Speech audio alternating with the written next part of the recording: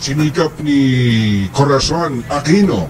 Kasama ho niya, kung di ako nagkakamali, yung paring si Jaime Cardinal Sin na pabagsakin ang INC, na parang gusto nilang kubkubin ho yung sentral at gawin ho nilang bagong Malacanang at gawin hong templo. Di ba't pinagnanasahang gawin hong basilika? Namatay ho doon si Corazon Aquino sa sakit na colon cancer, kung natatandaan nyo. Ngayon din ho, namatay din ho doon si Jaime Cardinal Sin dahil ho doon sa malalang sakit. Sumusubaybay sa ating live. Ang ating paksa sa pagkakataong ito ay sasagutin natin itong ikinakalat na hallucination sa isang media na kaanib sa iglesia ni Felix Manalo. Ang Simbahang Katoliko daw noon ay nagplanong aagawin ang sentral ng INC upang ito'y gawing basilika.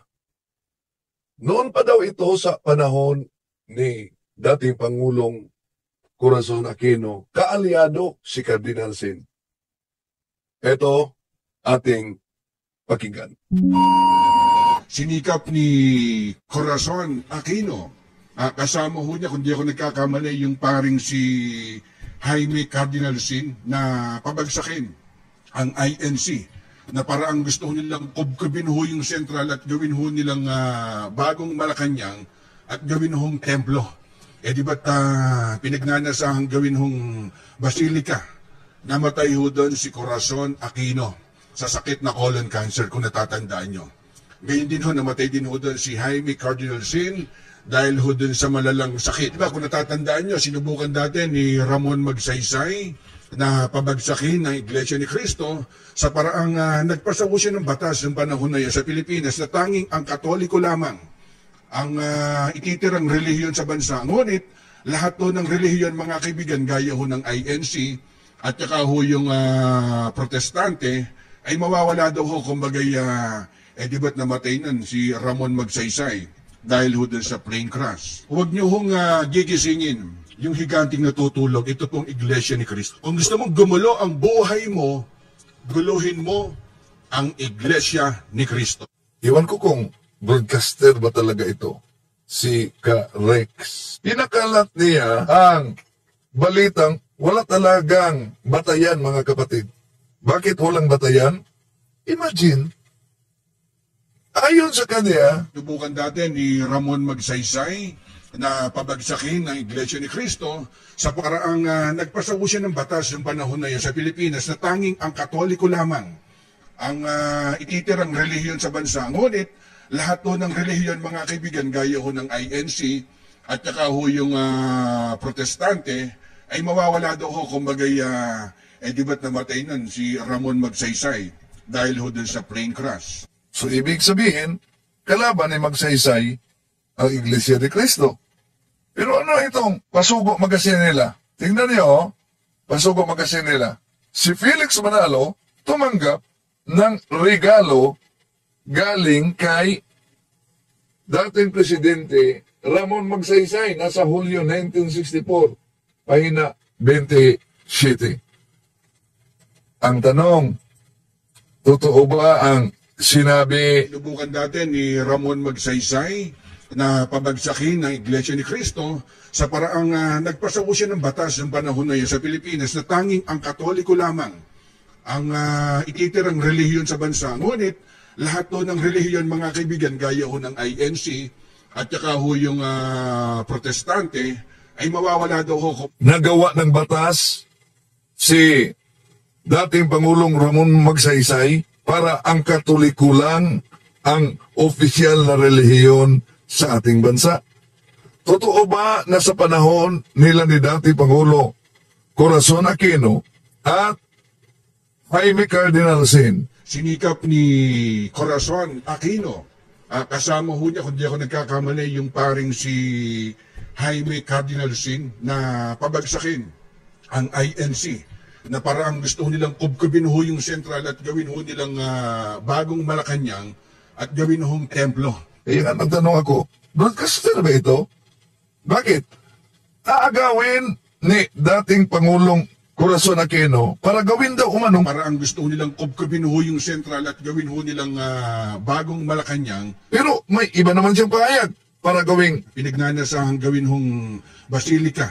ano ba talaga? Para ang gusto nilang kubkubin ho yung Sentral at gawin ho nilang bagong Malacanang Ano ba talaga? at gawin hong templo. Ano ba talaga? Basilica, Malacanang. May batayan ba ito? Samahan ninyo ako. Tatalakayin natin. Sabi pa nitong si Carex, huwag ninyong gisingin ang natutulog na higanti. Ang tinutukoy niya, ang Iglesia ni Cristo. Ba't higanti ginamit niya? Alam kaya niya na yung higanti, fallen angel yan. Pagkatapos sinabing, Huwag niyo hong gigisingin yung higanting natutulog. Ito pong Iglesia ni Cristo. Kung gusto mong gumulo ang buhay mo, guluhin mo ang Iglesia ni Cristo. isa-isahin muna natin ito mga kapatid. Na-surprise ako dahil kung ikaw isang broadcaster, di ba bahagi yan sa ating pagiging broadcaster? Ang tinatawag na investigative journalism. Mag-imbestiga talaga. Pero, una, itong pahayag niya, Di ba tang ABS-CBN lamang, di ba? Na magpapatunay na lahat ng lumalaban po sa Iglesia ni Cristo ay nawala. Kumbaga halos lahat ng lumaban. sabi niya, lahat umano na lumalaban sa Iglesia ni Cristo ay nawala. Ang ABS-CBN, patunay lang. Una, nawala sa ere ang ABS-CBN dahil sa pag-upo ni dating Pangulong Rodrigo Duterte, galit na galit siya sa ABS-CBN. Ang ABS-CBN, gamit si Marcolita na isang iglesia, at alam niyo naman na itong kanilang tagapangasiwang pangkalahatan ay ginawang ambasador sa OFW ni Digong noon. No? Isa sa mga di nagustuhan ng INC, yung iniulat ang pangyayari sa awayan sa loob ng iglesia. Di ba? Daming mga ulat lumabas, in-interview yung mga natiwalag.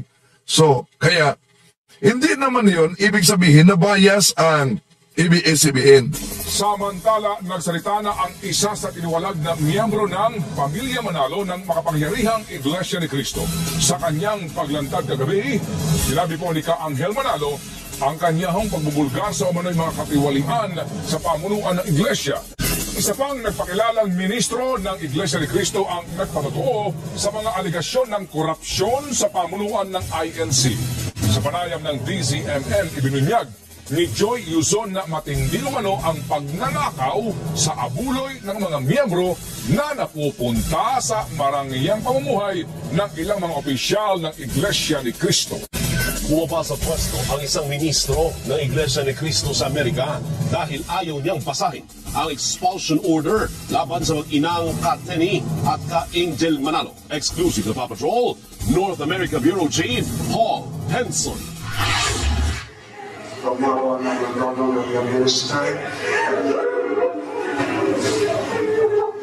Napuno ng iyakan sa pagsamba na ito kanina umaga sa simbahan ng Iglesia ni Cristo sa Fremont, California. Hindi naman yun ibig sabihin na bias ang ABS-CBN. Bakit?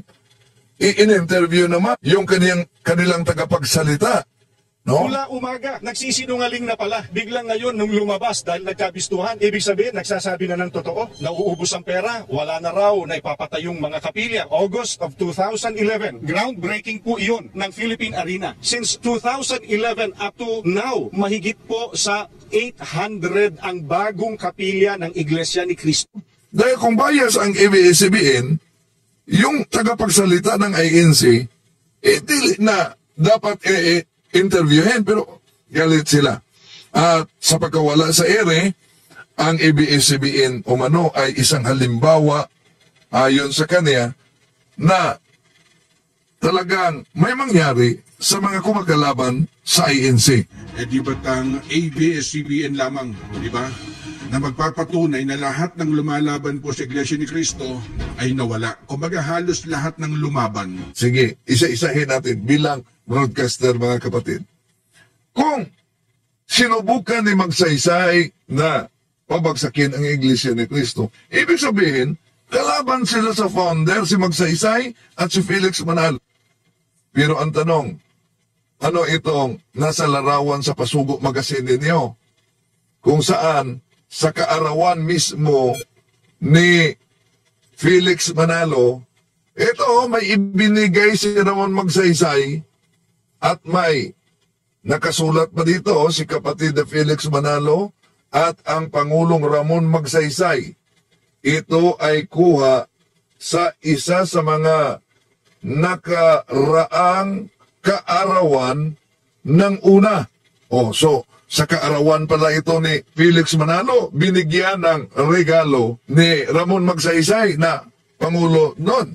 Pero ayon sa kanya, di ba kung natatandaan nyo, sinubukan dati ni Ramon Magsaysay na pabagsakin ng Iglesia ni Cristo sa paraang nagpasawo siya ng batas ng panahon na yun sa Pilipinas na tanging ang Katoliko lamang ang ititirang relihiyon sa bansa. Ngunit lahat to ng relihiyon, mga kaibigan, gaya ho ng INC at saka ho yung protestante, ay mawawala daw ho. Kung totoo at may kredibilidad ang pahayag niya, una, dapat pinakita niya ano na presidential decree na inilabas ni dating Pangulong Ramon Magsaysay na idineklara na ang Katoliko lamang ang magiging opisyal na relihiyon sa ating bansa. Ayon sa The Revealers, ito ay mga mangangaral sa iglesia, isa sa mga kinikilala nilang source, reliable source daw, ang ChatGPT, May sagot ulit si ChatGPT na credible source ng credible source pala si ChatGPT, credible source. Kaya, tatanungin natin si ChatGPT, batay sa pahayag nitong si Carex. Ano sabi niya? Sinubukan dati ni Ramon Magsaysay na pabagsakin ng Iglesia ni Cristo sa paraang nagpasawo siya ng batas ng panahon na yun sa Pilipinas na tanging ang Katoliko lamang ang ititirang relihiyon sa bansa. Ngunit lahat to ng relihiyon, mga kaibigan, gaya ho ng INC at saka ho yung protestante, ay mawawala daw ho. Ibig sabihin, mawala na yung Iglesia ni Cristo at mga protestante. Okay. Di po ba, ayon sa mga mangangaral sa INC, ChatGPT, reliable. May sagot ulit si ChatGPT na credible source ng pagsagot doon sa punto por punto credible source si ChatGPT. So kung credible source si ChatGPT, tanungin natin, totoo ba na nagpasa ng batas si Presidente Ramon Magsaysay na Katoliko lang ang relihiyon sa Pilipinas? Ito po, mga kapatid, bansinin ninyo. Sabi dito ni ChatGPT, hindi totoo na nagpasa si Presidente Ramon Magsaysay ng batas na nagsasabing Katoliko lang ang relihiyon sa Pilipinas. Mga mahalagang katotohanan, sekular ang Estado ng Pilipinas. Ayon sa Ligang Batas ng Pilipinas, walang itinatag na opisyal na relihiyon ang pamahalaan. Ipinagbabawal rin ang pagtatanggi o diskriminasyon batay sa relihiyon. Ito ay nakasaad sa Separation of Church and State shall be inviolable. Article 2, Section 6 ng 1987 Constitution. At meron ding katulad sa probisyon sa 1935 at 1973 Konstitusyon sa nasakop ng panahon ni Magsaysay. Kaya ang tanong, bilang broadcaster, na si Ramon Magsaysay daw nagpasa ng batas para Katoliko ang magiging opisyal na relihiyon. Sinubukan dati ni Ramon Magsaysay na pabagsakin ng Iglesia ni Cristo sa paraang nagpasaw siya ng batas ng panahon na yun sa Pilipinas na tanging ang Katoliko lamang ang ititirang relihiyon sa bansa. Bilang broadcaster, parang magiging may kredibilidad yung pahayag niya. Dapat ipinakita niya ano yung sinabi niyang batas. Para hindi bunga lang sa kuro-kuro at imagination. Diba? Ngayon, tinanong natin sa ChatGPT, abay, di pala totoo. Kung talagang si Ramon Magsaysay ay nagiging kalaban sa founder ng INC, iba't may malaki silang larawan na nasa Pasugo Magazine na nagbigay ng regalo pa si Ramon Magsaysay. Wala naman tayong makita na may batas na inilabas para gawing opisyal ang simbahang Katoliko sa panahon ni Ramon Magsaysay. Eto, tinanong natin ChatGPT dahil sabi nila, reliable source daw umano. Hindi totoo na nagpasa si President Ramon Magsaysay ng batas na nagsasabing Katoliko lang ang relihiyon sa Pilipinas. Di totoo. Pero ito pa ikinakalat. Sinikap ni Corazon Aquino, kasama ho niya, kung di ako nagkakamali, yung paring si Jaime Cardinal Sin na pabagsakin ang INC na parang gusto nilang kubkubin ho yung sentral at gawin ho nilang bagong Malacanang at gawin hong templo. Di ba't pinagnanasahang gawin hong basilika? Namatay ho doon si Corazon Aquino sa sakit na colon cancer, kung natatandaan nyo. Ngayon din ho, namatay din ho doon si Jaime Cardinal Sin dahil ho doon sa malalang sakit. Balikan natin ang The Revealers INC na sabi nila, reliable source, ano daw? May sagot ulit si ChatGPT na credible source ng pagsagot. Credible source si ChatGPT. Anong sabi ni Carex dito? Si dating Pangulong Corazon Aquino at si Cardinal Sin, sinikap ni Corazon Aquino, kasama ho niya, kung di ako nagkakamali, yung paring si Jaime Cardinal Sin na pabagsakin ang INC na parang gusto nilang kubkubin ho yung sentral at gawin ho nilang bagong Malacanang.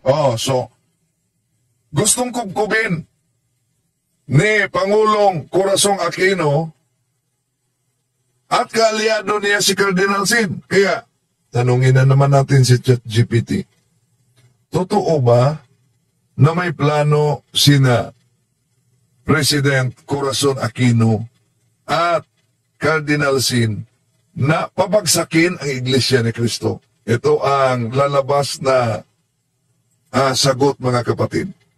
Walang matibay na ebidensya na nagpapatunay na may opisyal na plano si Pangulong Corazon Cory Aquino at si Cardinal Jaime Sin na pabagsakin o ipawalang bisa ang Iglesia ni Cristo bilang relihiyon o bilang organisasyon. Wala daw. Walang batayan ang pahayag niya. Pero may dagdag siya dito. Ang dagdag niya, balak daw umano nila ni Cardinal Sin at ni dating Pangulong Corazon Aquino na i-take over ang sentral. Balikan natin ha. Kubkubin ho yung sentral at gawin ho nilang bagong Malacanang at gawin hong templo. Di ba't pinagnanasahang gawin hong basilika? Ano ba talaga ang totoo? Kubkubin daw ang templo, central na templo sa INC, gawin. Para ang gusto nilang kubkubin ho yung sentral at gawin ho nilang bagong Malacanang. Pero may dagdag siya. At gawin hong templo. Di ba't pinagnanasahang gawin hong basilika? Ano totoo? Nagnanasahang gawin hong basilika. Gawing Malacanang. Nilang kubkubin ho yung sentral at gawin ho nilang bagong Malacanang. Sa chismis na ito, na ikinakalat, yun daw ang dahilan kung bakit namatay si dating Pangulong Corazon Aquino at si Cardinal Jaime Sin. Namatay ho doon si Corazon Aquino sa sakit na colon cancer, kung natatandaan nyo. Ngayon din ho, namatay din ho doon si Jaime Cardinal Sin dahil ho doon sa malalang sakit. Tatanungin naman natin, si ChatGPT, totoo ba na may plano si Presidente Corazon Aquino at Cardinal Sin na agawin ang sentral ng INC? Ito ang lalabas, mga kapatid. Walang matibay na ebidensya o dokumento na magpapakita na totoong plano ni Pangulong Corazon Aquino at ni Cardinal Sin na agawin ang Central Temple o sentro ng Iglesia ni Cristo para gawing New Malacanang o Basilika ayon sa mga nasisiyasat na sources. Wala daw batayan ang paayag niya. Ito pa. Nakipagtulungan ho doon si Laila de Lima sa mga natiwalag ho na INC para ho pabagsakin yung pamamahala ng INC o yung Iglesia ni Cristo at ipinakulong ho ito, di ba? Ngunit, dan ho sa kasamaang palad, si Laila de Lima po yung nakulong. May plano daw umano si Laila de Lima na ipakulong ang INC. Totoo ba yan? Matapos ang mahigit 7 taon, lusot na sa lahat ng hinarap niyang drug case si dating Senadora Laila de Lima. Sa desisyon ng korte, sinabi nitong bigo ang prosekusyon na patunayang guilty si de Lima at iba pang akusado. Pwede bang makulong kung walang kaso? Di ba? Maliban lang ni Ka-Angel. Dahil sila mismo ang nagpared sa tahanan ni Ka-Angel at nakuhaan ng iba't ibang klaseng baril. Kumpiskang matataas na armas na nasamsam sa bahay ni Ka-Angel Manalo, iniharap na sa media. Ibabalitan sa atin RH24, Edmar Estabillo. Ilinantad ng Quezon City Police District sa media ang matataas na kalibre ng baril, pala at mga explosive devices na nakumpiska sa isang gusali sa Pampansoro, Quezon City, kung saan nakatira ang narestong si Angel Manalo, isang tiwalag na INC member. Sa inventaryo ng QCPD na sa 56 na mga habang armas, 18 maikling baril, 69 na rifle grenade, 27 hand grenade at 17,943 bala ang kabuuan na samsam sa pagsalakay noong Marso 2. Ayon kay QCPD Director Chief Superintendent Guillermo Alazar, voluntary surrendered ang mga naturang armas ng bigyan ng permiso. Ang ayansiya ang pulisya na magsagawa ng search operation dahil signalang may mga kontrabando ang naturang abandonadong lugar. Layuning pabagsakin po ang Iglesia ni Cristo, gumawa po sila ng katha at saka bias na pagbabalita, ang ABS-CBN. Sa layuning pabagsakin po ang Iglesia ni Cristo, gumawa po sila ng katha at saka bias na pagbabalita, ang ABS-CBN upang mapaniwala ho nila. Di ba ang tao laban ho sa INC, sa kasamaang palad, nag-shutdown ang ABS-CBN. Ang ABS-CBN gumawa daw umano ng katha. Imagine katha, ha? So therefore, walang batayan. Ang tanong, wala bang batayan yung balita ng ABS-CBN, may nangyaring abduction? Di ba may lumalabas kaugnay diyan? Ang isa pang ministro ng Iglesia ni Cristo na sinasabing kinulong naman ng mga armadong lalaki sa kanilang compound. Live mula sa Patrol ang ating kasamang si Nico Bawa. Nico, sino naman itong ministro na ito na sinasabing biglang lumitaw at sinasabing kinulong din? Kabayan, pinag-iisipan pa ngayon nitong isang ministro na si Isaiah Santos na siya ring editor-in-chief ng publication ng Iglesia ni Cristo. Pinag-iisipan pa niya yung pagsasampa ng kaso dahil sa mga nangyari sa kanya. Ayon kasi sa kanya, noong Huwebes, pinagbintangan ng sanggunian ng Iglesia ni Cristo na siya raw ang nagsulat ng blog na nagsisiwalat ng korupsyon at irregularidad sa loob ng Iglesia. Pero itinanggi niya ito. Ayon kay Samson, mula noong araw na yon, sinuspende na siya bilang ministro at tinanggal bilang editor-in-chief. Kasabay noon, kinulong siya sa kanyang bahay kasama ang kanyang pamilya kung saan may mga armadong guwardiya sa kanyang bahay at sa compound mismo. Dagdag pa ni Samson, kinuha ang kanilang mga cellphone at pasaporte at pinagbawalan na tumanggap ng mga bisita at makalabas ng compound. Pero noong Huwebes ng madaling araw, nagkaroon ng pagkakataon si Samson na makatakas habang patungo sa kapilya para sumamba. Ngayon, lumantad siya sa media para ikwento ang nangyari sa kanya at ang ginagawa umano sa ibang ministro. Nananawagan din siya kay Executive Minister Eduardo Manalo na ibig niya makausap para maayos na ang mga problema. Sabi ko, sasapala kami, pati pa. Napakahirap na magsalita ng mga bagay na alam namin ikasisira at may masamang epekto sa iglesia dahil sa kagagawan ng iilang tao.